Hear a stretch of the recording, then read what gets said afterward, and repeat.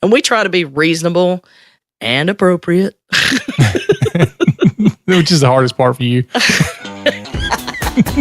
Don't pick on my weaknesses. You're listening to the Help Me with HIPAA podcast, where HIPAA and humor collide to make learning fun. Your delightful hosts are Donna Grindle and David Sims. Relax. HIPAA help is on the way. Welcome to the Help Me with HIPAA podcast. My name is David Sims of HIPAA for MSPs, and joining me as always is Donna Grindle of Carding Compliance. How's it going? No, don't even tell me. Don't even tell me how it's going, Donna. You ever heard that term snake bit? It's snake bit. It's just when everything goes wrong, it's just snake bit. And let's see, the road blew up in Atlanta yesterday. That's a main thoroughfare. So people in the city are freaking out that it was on news. The good news is that the road rage incident that happened at the same time over near my house where somebody in a Jeep got shot didn't make as much news, so that my whole family wasn't calling me about that. But in the meantime, my glasses are broken. The power went out. My whole house was disconnected. One of my computers isn't working.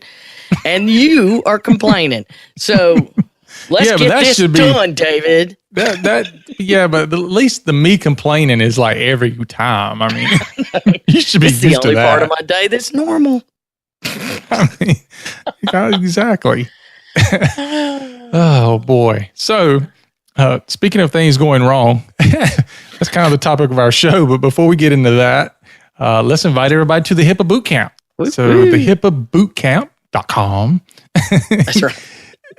is going to be the absolute ultimate compliance officer training event that we are putting together or have put together. And we are doing that in Stone Mountain, Georgia, May the 11th and 12th, 2017. If you're interested in attending, we're going to be covering things such as basic HIPAA concepts, IT security stuff, business associate management, creating your policies and procedures, disaster recovery planning, and the list goes on and on and on and on. So I promise you this will definitely be well worth your time. We will be providing a place to stay as far as the event goes, so you want to stand outside. I was fixing to say. What are you trying to do? Be over the edge? And we'll be providing breakfast and lunch, which I assume is going to be more than a bowl of cereal and a piece of bread like you feed me when I'm down. Well, you're still getting that. Doesn't matter what everybody else gets. So if you're interested in knowing more about it and possibly attending, space is absolutely limited, very limited, in fact. So go to the HIPAAbootcamp.com, or you can go to helpmewithhipaa.com/bootcamp and get more information and sign up to attend there. What else do you have, Donna? Any other speaking engagements going on? Well, the speaking engagements are the ones that, I think I've talked about them before, but by the time this comes out, I will have been to Orlando. Hopefully my trip to Orlando goes way better than the last day has. But then, we got the boot camp, but between then and the boot camp, we also have, I'm doing the Georgia MGMA annual conference, and we're exhibiting there as well as being a speaker. Wake Up with Donna. It's going to be That's scary. That's scary right there. We do our boot camp, which I'm, starting to actually look forward to, even though you're going to be there. And then in June, I'm going to Valdosta for the South Georgia MGMA. And then in July, the Atlanta Association of Legal Administrators. And now I'm in discussions for stuff in August, September, and October. So that's all fun stuff to keep planning out and setting some dates now. I actually have people talking to me about 2018. So yeah, we've already had people ask about doing the boot camp in other areas like LA and I know. further north and all that. So I'm thinking in Florida we could do one, and people would go there. Still waiting on Hawaii to call. I know, but we do LA. They might come to LA, but and I don't mean Lower Alabama. See, where I live out, I live in Lancaster, South Carolina, so we call that LA, Lancaster area. So, oh no, yeah. Let's just get this done. It's not a good day. I'm gonna. I'll accidentally say something that'll really have to be edited. Wouldn't be the first time. So, speaking of not having a good day, we're going to cover some things that are examples, again, of what not to do, Yeah, which is from the OCR. Again, yeah. From the OCR, not stuff we made up, which we don't do that. Donna makes up a lot of stuff, but not on the podcast. But we're going to be talking about some things that have come down from OCR. And the great thing about reading through this stuff, and of course for you listening to us talk about it, is that you get an idea of exactly what OCR is looking for. You get clarification about what it is they want you to do. So it's very, very valuable information. Well, I I just finished before we started recording this, sitting in on the webcast of the National HIPAA Summit, and I certainly didn't have time to gather my thoughts or try to catch you up on anything that was discussed there. But one of the things that Ileana Peters and Devin McGraw did a presentation on enforcement and where things were going and guidance and all of those kind of things. And we also got to hear the first public comments from the new director of OCR, Roger Saravino. His name's not rolling off the top of my tongue like it, yet. I'm sure it will. But one of the points they made when they were talking about the audits, and technically you could do the same thing for the rest of us reading the investigation settlements, is this is free OCR consulting. Yeah, it really is. Yeah, they say, that's just what you need to consider the audits to be. And I think for us reading, everybody else, I'm a big believer in learning from other people's mistakes, at least how to try to do it better. If it failed for them, use a little bit more common sense or be more creative. Be more creative. Well, if it starts with, hey, y'all, watch this. Don't, there's not a lot that's going to get, there's a song about that. But clearly, if you have the opportunity to see what other people did wrong that cost them money and time and resources, you certainly should take advantage of that, one would think. Yeah, but you know what? That goes back to learning from other people's mistakes. It sounds good in theory, and it does work, but everybody has the "it won't happen to me" syndrome. Oh, yeah. That's not us. We're not that. I mean, even right now, as we speak, Mecklenburg County, which is where Charlotte is, right up above my head on the map, the Department of Health and Human Services, or whatever they call it in that area, they screwed up. And it's been all over the local news because, of course, there's a lot of finger pointing going on. But best I can tell, they got a media request for some information, and that media request went to somebody in the department, and then that got sent to somebody in IT, and they said, here, send that information over to the media. But apparently they don't do training because they sent a bunch of patient records to the media. Yeah. Yeah. That sounds familiar. Wait a minute. We've had something like that before, haven't we? That's that whole thing about train the whole workforce, not just the ones who are touching it, Yep. So I'm sure there, once a year HIPAA training that proved to be not good. And I'm speculating, obviously. You're assuming there was once a year HIPAA training. Yeah, I am. That was one of the points that, every year now, this is like the 6th year in a row that I sat in on this webcast. And every year the themes, there's certain things that'll change, like years ago it was, we can't just do training once a year. And somebody at one point mentioned, we all agree that we can no longer do once a year training, right? We don't have to talk about that. But the two things that everybody talked about over and over, still, same thing in the first year in 2012 that I was sitting in on this, all the way up to now, 2017, I'm sitting in on it again. What do you think the two topics were? Training, obviously, is definitely number one. No. Well, training, they all agreed you don't have to, you got to do it more than once a year. But the thing that they're still talking about then and now is encryption and security risk assessments. You got to do them. But your Mecklenburg County, that's going to be interesting to watch because they're throwing the IT guy under the bus. But I wonder if the IT person will say, was even trained. It is going to be interesting to see. Yeah, it was funny. One of the quotes coming out of the local government was one of the people said, "We should fire everybody there and just start over." And I'm like, wow, that's a little bit extreme. There's definitely a failure somewhere.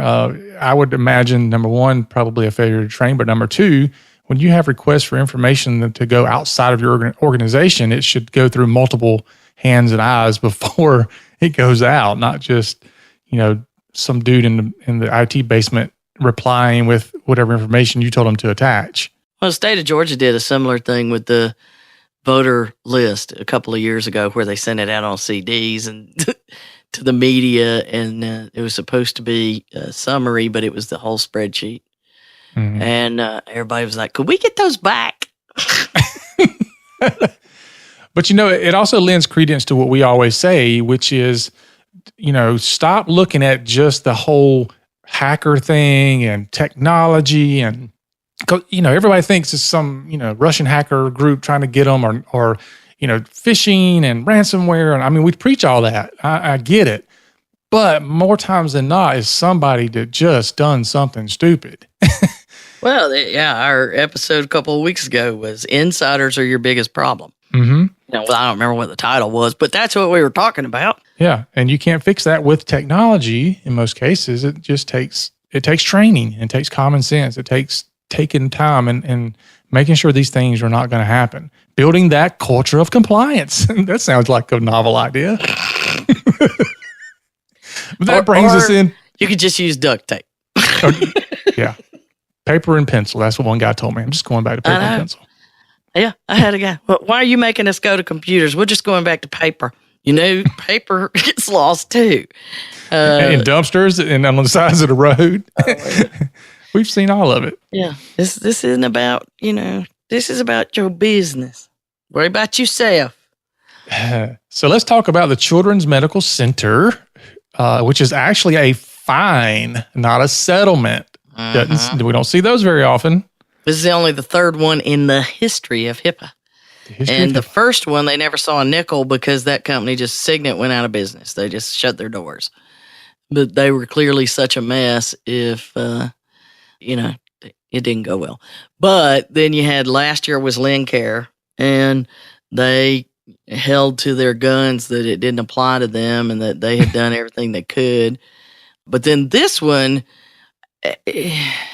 I don't know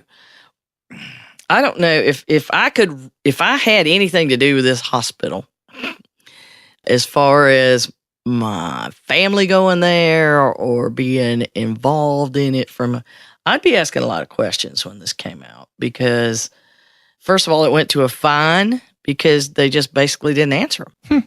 Okay. From what I could tell, granted, nobody's going to tell you the exact thing. You have to kind of read between the lines.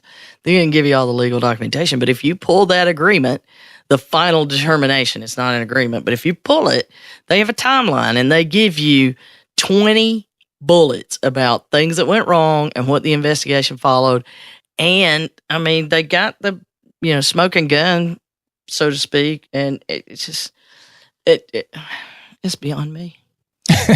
So this ended up in a $3.2 million fine. It could have been worse. They were clearly nice to them, we'll say. They were clearly nice. So what happened? What happened was, well, first they had a little problem that they reported that was a this tells you how long ago it was. It involved a BlackBerry. For you people who don't know what a BlackBerry is. There probably are people that are working now that may have never actually seen one except in the Smithsonian. But the overall issue is that the BlackBerry, which people used to tell you when the iPhones and all the other smart devices came out, and those that were sticking with the BlackBerry, they'd say it's still the most secure device and all this kind of stuff. Well, clearly it didn't force encryption because it was not encrypted, and it had the PHI of 3,800 people on it. And worse is they lost it at the Dallas-Fort Worth International Airport. Nice. I know. See, nobody could possibly find it that might want to do anything with it. Nothing to worry about there. Nothing at all. So at least at that time, they reported it. And they said, well, our bad. It wasn't encrypted, and we know it. And, they came in and said, yeah, all right, we're going to look into this. We'll do better next time. OCR let them know, we're going to look into this. Send us some stuff, and they get all of their information. And it's exactly what you would expect, right? Is the way that it works is, they send in a bunch of information, and then you have to wait till it gets on somebody's desk to actually review it and look at paperwork. And it's just like, my job and your job, really.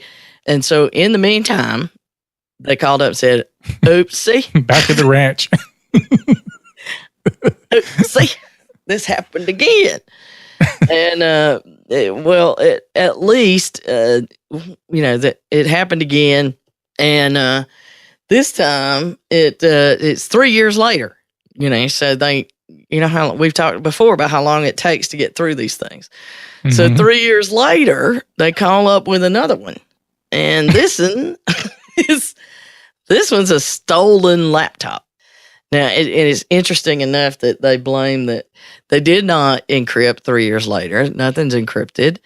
And they claim that the reason they didn't worry about encrypting is they put it in a locked room, right? Just kind of, it was in a secured room. However, anybody could get access to the secured room. And, yeah. And so then they still didn't do anything about it, but they said apparently in their investigation, somebody in the janitorial service, so they threw them under the bus. So they were like, whatever. And so then they start asking more questions. And at this point, OCR is kind of like, okay, 3 years later, you got it happening again.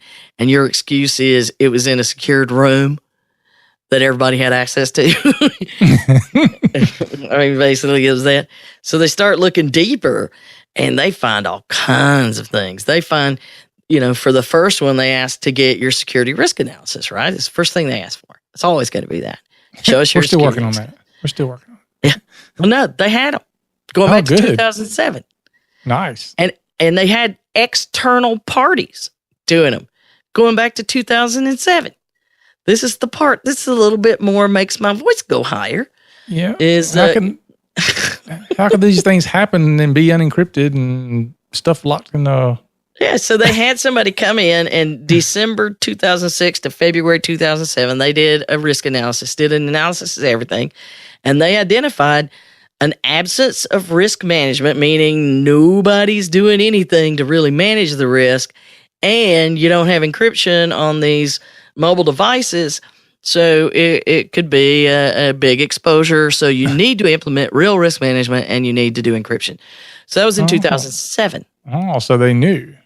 Oh, not only that, but then again in 2008, August 2008. So a little over a year later, year and something later, they even had PricewaterhouseCoopers. So we're not talking about little nobodies coming in. So they're paying the money for people to come in. They just don't like the answers they're getting. Or they just take the list and, put that on a stack over yonder. Put that in a 3-ring binder on that. I don't know. They missed that.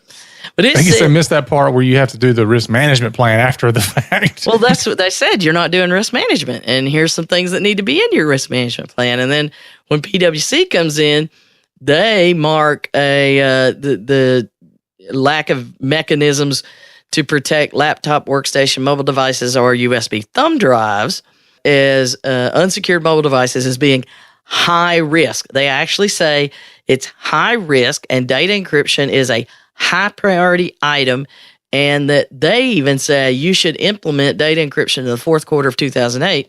And this was an August 2008 report. I don't know what more they could have done to encourage it. But nothing happened. Nothing, honey. Nothing happened. And even after this, so here's the thing: is that 2010 deal with they learned in 2007, 2008. Well, in 2007, they started giving out those Blackberries to all their nurses and allowed everybody to keep using it and knowing. And they did that until 2013, the second breach. Golly. And then it's like they don't care. The only way that it just, everybody says, well, the big guys, they can do this and they can afford this and all. They're not doing it either, clearly. And so, they're like, well, clearly you can't have a complete inventory of everything because you're not looking. You don't have a plan. Then they find a letter dated August 22nd, 2011. So it's between the two breaches. Between the breaches. I'm just keeping my mouth shut. Go ahead. So the vice president of compliance and internal audit and the chief compliance officer guy, we don't need to mention his name because he's heard it enough. He sends a letter to OCR equal opportunity specialist stating that children's workforce member had an unidentified medical resident lost an iPod in December 2010. An iPod that had been synced to the resident's email account, which had 22 people on the device. So this was a small breach. And and not encrypted again. Well, and they had a unauthorized person who discovered the device. So here I found this, so then the HHS Office of Inspector General had done its review, and in September 2012 they tried to do we're going to be nice and not issue any fines. We're going to give you a corrective action plan. You do it, and it told them they needed to have sufficient controls and encryption and all this other stuff. They're going to end up with a data breach. Boom. That was in 2012. And 2013, here we go again. Got another breach. Don't tell me that. Well, that's the second breach is they, again, it's an unencrypted laptop. That's where they supposedly put them away. But what is really something scary is the laptop was sometime between April 4th and 9th of 2013. So we're looking at 4 years ago this happened, right? So almost to the day. So that's when it got gone. They didn't file their new breach until July. They didn't do any announcements or notify anybody until July. They told HHS on July 5th, and then they also then told the patients on July 11th. So, or that's when OCR said they were going to come in. But basically, they're like, our bad. It's just like, I got nothing. But, it was in we had it in the physical safeguards. It was in the operating room storage area. So not just anybody could get there. And there was a security camera on the entrance. Okay, but everybody could get in there. So, anyway, so they go in and they find clearly, there's privacy violations because you got the unauthorized disclosures, you got security violations all over the place, and clearly willful neglect. There's no doubt about it, right? Mm-hmm. And so in May of last year, they say, okay, you have screwed the pooch. And we found noncompliance and all of this, and you're not giving us, they were claiming, not our fault, the old affirmative defense. And I said, no, that's really not, that doesn't apply anymore. And here's what we're going to do. And here's the letter that says, we think that you should pay us a lot of money and go into this corrective action plan. And they basically told them in June, nah. we need a waiver, and we've got all these reasons. So finally, OCR just went to the attorney general and said, you know what? Look, we give up. We can't do anything with them. And so it got approved with this. Thankfully, they did the $3.2 million, and they didn't use the increased fees. So at this point, I guess, because it was well in negotiations prior to the inflation adjustment. Mm-hmm. But OMG, that's all I can say. So they added it all up, and they were like 93 days in 2010, 365 days in 2011, 366 in 2012, 99 days in 2013. Those are one of the violations that they could apply penalties to. And then they had another one with the same number of days, and then a third one. And they had many of those could have been 1.5 million each. So they had 1, 2, 3, 4, 5, 6, 7, 8, 9, 10 that could have been 1.5 million each. Golly. So they're just, they're trying to say, look, 3.2 million. And so they just stroked a check. They just, I don't know. They just stroked a check and said, all right. And that's why I'm saying I'd be all asking questions.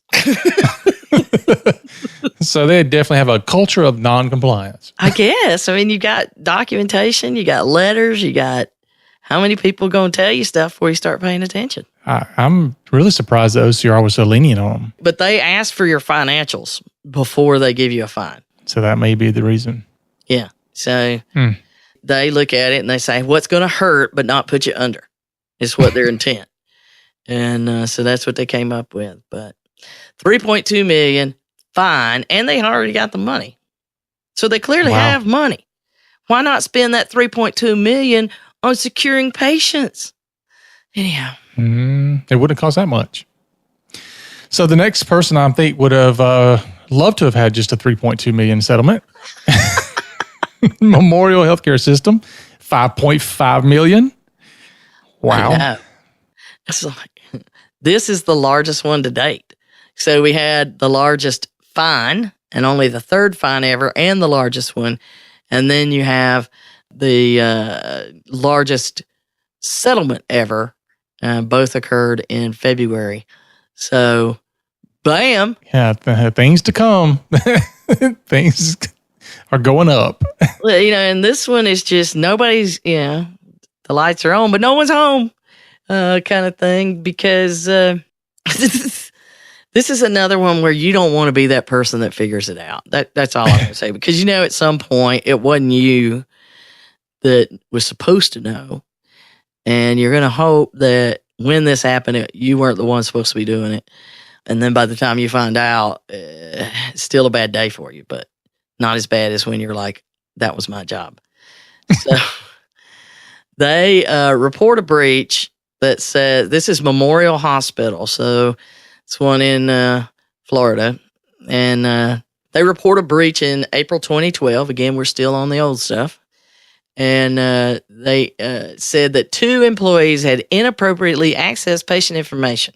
All right? Okay. All right. Mm-hmm. 2 employees busted. They busted.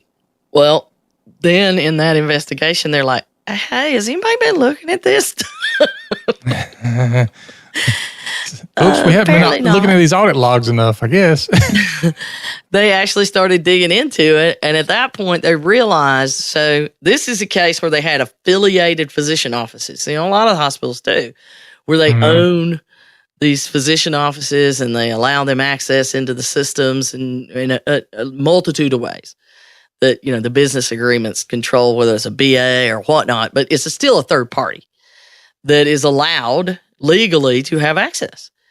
Well, they had 12 users at these affiliated physician offices that were no longer there, hadn't been there in years, apparently. They were former employees, and no one had shut them down.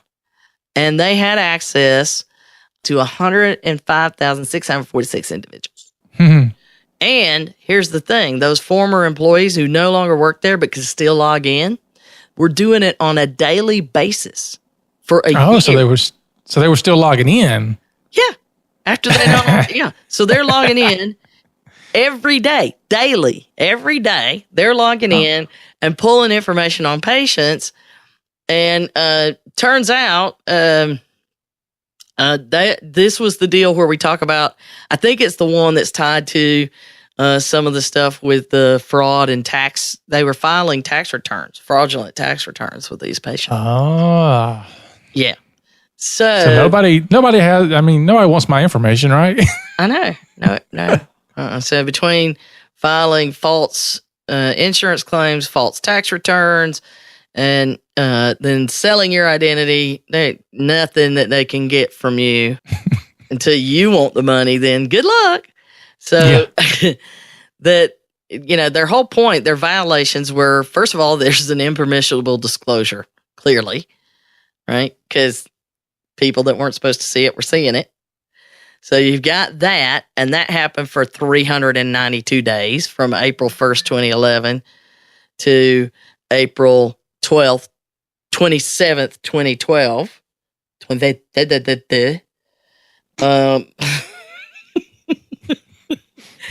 So I quickly used a calculator on the internet because, I ain't counting all that. And it told me that was 392 days. And then from July 1st, 2011 to June 1st, 2012, they had a policy that said they were going to review the stuff because everybody got those policy templates, right? But then they had no actual procedure on anybody doing it or making sure it was done. There was no incident tracking. There was nothing actually going on. They just had the policies that said they were going to do it for 517 days without doing it.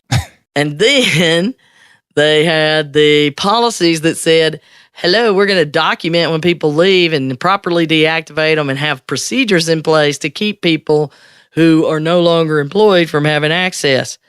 Well, apparently that didn't happen either for 517 days. So when you look at it and you do the math, right? Because you got 392 days, 517 days, 517 days again. So that's 1,426 individual violations. Cha-ching. So then I used, just for, grins and giggles, I used the numbers, from the adjusted inflation numbers and said, okay, let's say it's not willful neglect. All right, that would be $1,100 per 1,426. So that's $5.5 million, a little more than $5.5 million. And, what's 68,000 when you're talking millions, right? And absolutely. And then you go up to the next one where it's willful neglect that was corrected within 30 days, which that's questionable in this case, but that would be $11,000 per, and that gets us up into $50,686,000. Now you're looking at what it probably could have been, and they paid a third of that. They got a deal. I know, so $5.5 million. I'm feeling good. I'm walking tall if I'm the lawyer that negotiated that. If I'm the accountant writing the check, not so much. But, unless I didn't give them the real financials. So, you look at that and you're like, $5.5 million, they got off easy too. Mm-hmm. Because it could have been way worse. They're doing this, and we have a policy that we're supposed to have, and kind of at that, we're done. Or we have a policy and a procedure, but no one ever read the procedure because we got the templates. Or the person wrote the policy and somebody else was supposed to write the procedure, but no one knows who that was. Mm-hmm.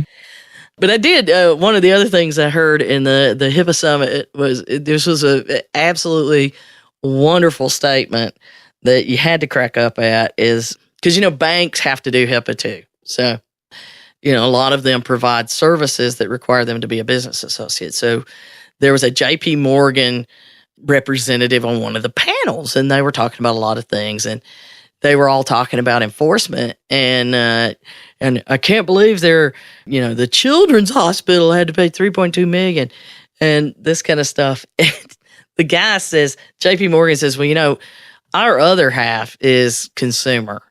And when we had a mistake over there, we're talking fines that are billions of dollars. And 20-year corrective action plans. So when I look over at OCR and I even see 5.5 million, I see low single-digit millions and a 3-year corrective action plan. They're nice people. And the whole room was like, okay, next topic. What do you say to that? I mean, so they are trying to enforce without, they say we cherry pick cases where we're trying to make an example out of somebody who is absolutely doing it wrong. So clearly, while it seems, wow, I can't believe, these fines and the penalties and, of course, the corrective action plan, because, well, if you pay the penalty like Children's, they don't even have to go to correct the, you know what I'm saying, CAP. And so, unfortunately, I think they probably wanted him to be on a CAP, but it's pretty interesting if you look at all of they include with the Children's the actual calculations of the adjusted total and what they could have fined them and everything, the potential penalties and stuff. So I'm sure on the invoice it said, thank you for your business. We'll do business again later, I'm sure. We'll see you next year. We'll definitely see you again, I'm sure. So these things, we get to discuss them, but in the end, what is it that we want to learn from these? Well, number one, actually have a risk management plan. And if people like me come in and do an assessment, we give you a report, do it. We put those dates like, PwC, we actually put suggested dates on when you should have things done. And we try to be reasonable and appropriate. Which is the hardest part for you. Don't pick on my weaknesses. So, but if you're getting those, you need to do them, number one. Unlike the guy when I was giving him a demo of Comply Assistant explaining, look at this really cool thing so you can see your activity. You can go into the activity log. You can see what's taking place. You don't have to ask anybody. You can see that you're doing your compliance work. And he goes, well, then they'll know I'm not doing anything. Why are you even talking to me?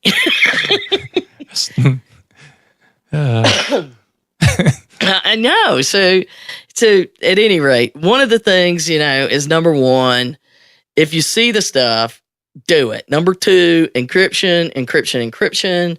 Number three, security risk analysis, because had they, at least done those in the Memorial case and been thorough about where is all our PHI and ask a lot of the questions that we would have been asking about who manages this, what's your policy, where's your procedure, who's auditing these things, especially when it comes to taking away, access when people leave, because once they're gone, you got nothing.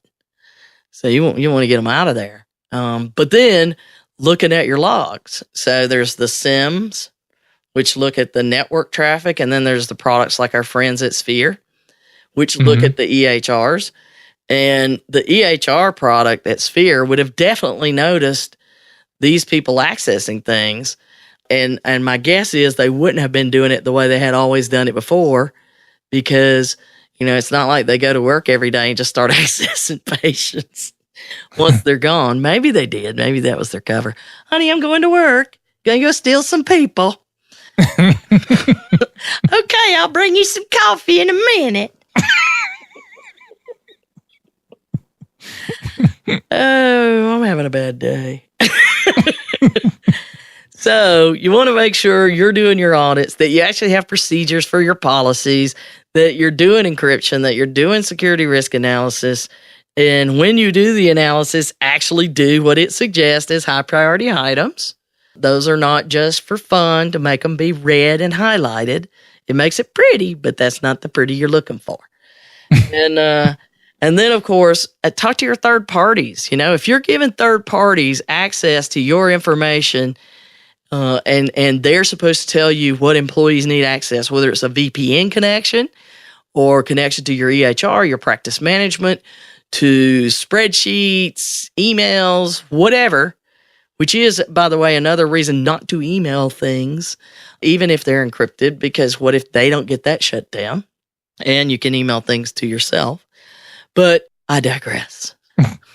do Lots your of stuff. policies and procedures to protect your data. This is all about all those patients that were affected more than it was anything else. Is look at the effect it's going to have on those patients potentially, especially the kids. After what we heard Abagnale say, I would much rather have a child's, even a 15-year-old's identity than a multimillionaire with perfect credit.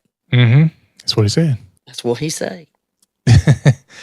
Yep. Because it's harder for those people to have their stuff monitored. Matter of fact, there's only maybe a couple. There's only a few places that'll even monitor kids. So I was actually looking at one the other day that I'm going to probably get for me and my family.